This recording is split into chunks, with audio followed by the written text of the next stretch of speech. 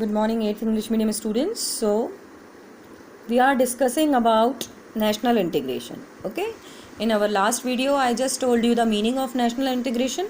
So, in simple terms, national integration is that means unity in diversity.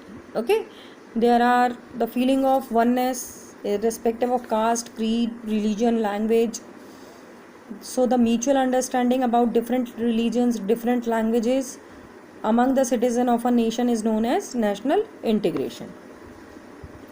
And national integration simply stand up in the unity of a nation, है ना. ये भी मैंने आपको बताया था कि अलग अलग भाषा, अलग अलग जाति, अलग अलग धर्म के लोग रहते हैं और उन लोगों के बीच में आपस में जो फीलिंग ऑफ यूनिटी है, दैट मीन्स एक दूसरे के धर्म की रिस्पेक्ट, एक दूसरे की लैंग्वेज की रिस्पेक्ट करना, एक दूसरे के लिए रिस्पेक्ट की फीलिंग रखना, ये सारी जो चीज़ें हैं ये नेशनल इंटीग्रिटी के अंतर्गत आती हैं.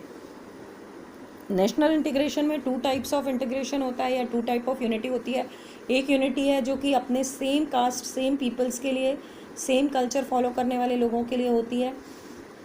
दीगर जो अदर टाइप ऑफ यूनिटी है या नेशनल इंटीग्रेशन है वो होता है अदर कास्ट, अदर क्रूज के लिए, अदर रिलीजन को फॉलो करने वाले जो लोग हैं, है ना, जो कॉमन मोड ऑफ मतलब जिनका कॉमन मोड ऑफ वर्शिप नहीं है, ऐसे लोगों के लिए भी नेशनल इंटीग्रेशन की फीलिंग होती है. और नेशनल इंटीग्रेशन में मेनली जो है यूनिटी इन डाइवर्सिटी के फील्ड को या रूल को लेकर चलता है. Okay, the feeling of nationalism strengthens our unity. जो भारतीयता की, राष्ट्रीयता की भावना है वो हमारी एकता को और बढ़ाती है. और हमने ये पूछा था, ये कहा था कि भारतीय इसलिए कहते हैं कि श्रीनगर और Guwahati our country our soil. चाहे श्रीनगर हो चाहे गुवाहाटी हो, हमारा देश हमारी मिट्टी है. ठीक है ना. सो नाउ नेक्स्ट हमारा जो था कि India is a democratic country and the representatives are elected by the people, because democracy है हमारी कंट्री में और डेमोक्रेटिक गवर्नमेंट रूल करती है. And they form the government that bye the people for the people का formula चलता है. और ये जो रिप्रेजेंटेटिव्स हैं जो कि लोगों के द्वारा इलेक्ट किए जाते हैं, ये रिप्रेजेंटेटिव जो हैं पीपल के वेलफेयर के लिए काम करते हैं और उन पीपल के वेलफेयर के लिए काम करते हैं जो उन्हें चुनते हैं, है ना.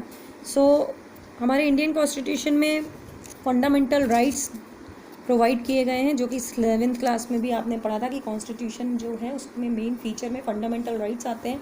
फंडामेंटल राइट्स यानी मनुष्य को मिलने वाले मौलिक अधिकार. There are 6 types of rights, है ना, 6 types of fundamental rights and these rights without any discrimination are enjoyed by all Indians. ये जो राइट्स हैं वो किसी भी रोकथाम के बिना सारे भारतीयों के द्वारा सामान्य रूप से इंजॉय किए जाते हैं, मतलब उनको ये मिलते हैं. ये राइट्स जो हैं ये overall growth and welfare of the society and country के लिए होते हैं. इसमें provision of equality, provision of freedom, social justice etcetera included है. ठीक है ना. जितने भी अलग अलग कास्ट, क्रूज के, ट्राइब्स के लोग हैं, बैकवर्ड क्लासेस हैं, they have been protected and safeguard under the in these rights and the directive principle are the guidelines for the government to work under this process. Okay, next है fundamental duties. Fundamental duties मतलब जैसे कुछ अधिकार देश ने दिए हैं वैसे ही कुछ कर्तव्य हैं देश के लिए. So fundamental duties have also been mentioned in the constitution. It is the duty of all citizens of India to respect the principles and ideals of the constitution. ये सभी लोगों की ड्यूटी है, कर्तव्य है कि वो कॉन्स्टिट्यूशन में दिए गए सभी चीज़ों का रिस्पेक्ट करें, आदर करें, उनको सम्मान करें, उनको मानें. They have to respect their national flag and national anthem also. Okay, every citizen should be continuous and ready to serve the nation. हर भारतीय नागरिक को ये तैयार रहना है कि वो देश की सेवा के लिए तत्पर रहे. as well as they just protect the judiciary of our system. Brotherhood की फीलिंग होना, जनरेट होना ज़रूरी है. जुडिशरी जो है जैसे मैंने आपको बताया, it has protect the interest of democracy and rights of citizen in India. Judiciary जो है वो डेमोक्रेसी को बनाए रखती है और जो भारत के नागरिक हैं उनके अधिकारों की रक्षा करती है. ठीक है ना. There is a uniform judicial system for the centre states and union territories. एक बनाया हुआ particular systematic union judicial system है जो कि कार्य करता है. And the concept of Indian judiciary is uniform pyramid. है ना, एक सिस्टमेटिक वे में बना गया जुडिशरी सिस्टम है जिसके अंतर्गत कार्य किया जाता है।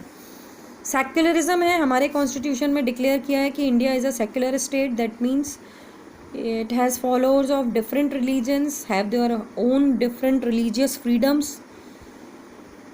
and the government does not discriminate against any religion. Government जो है वो किसी भी धर्म के लिए कोई भी रोकथाम नहीं करेगी, ये सेक्युलरिज्म है। नेशनल सिंबल्स जितने भी हैं, नेशनल एंथम, जनगण मन, नेशनल सॉन्ग, है ना, जितने भी नेशनल सिंबल्स हैं, ideals, devotion towards national flag, tricolors, national anthem, national emblem, these are the symbols of our unity and identity, and we work to commenting force to maintain national integration.